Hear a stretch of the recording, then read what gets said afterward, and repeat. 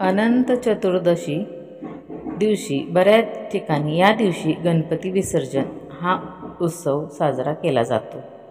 10 दिवस आनंदाने सोबत राहिलेल्या गणरायाला मानासह योग्य उत्तर पूजा करून विधिवत सागर, नदी, सरोवर वा शेतजमीन यात विसर्जित केले जाते.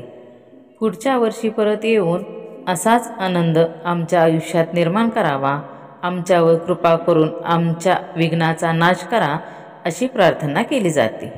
श्री गणेश पूजनाच्या दिवशी सांगता पूजा म्हणून सत्यनारायण पूजन केले जाते.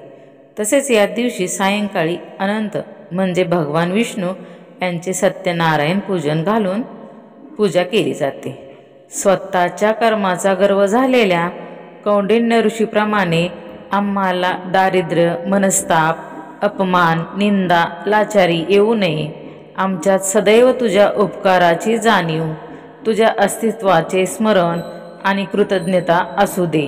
आम्हाला तुझी प्राप्ती होऊ दे.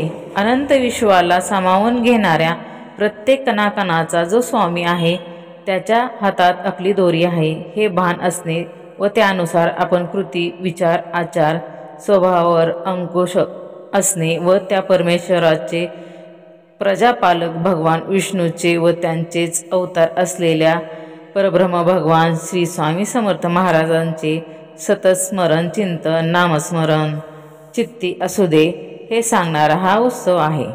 तर या दिवशी अनंत रूपात, अनंत नामाने प्रसिद्ध असलेले भगवान विष्णूंचे 1001 तुळशीपत्र वाहून पूजन केले जाते.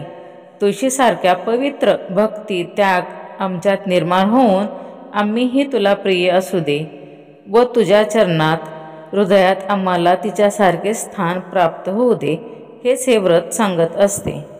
तर ह्या दिवशी अनंत धागा म्हणजे लाल धाग्याला 14 गाठी मारून तो धागा पूजेत ठेवायचा आणि ओम नमो भगवते वासुदेवाय या मंत्राचा 108 वेळा जप करून तो धागा विष्णूंच्या पायी लावून मग मनगटाला बांधावा. हा धागा पुरुषाच्या उजव्या हाताला आणि स्त्रियांच्या डाव्या हाताला बांधला जातो. गतवैभव, गतमान, मनशांती मिळवून देण्याचे हे सर्वश्रेष्ठ भगवान विष्णूंचे व्रत आहे.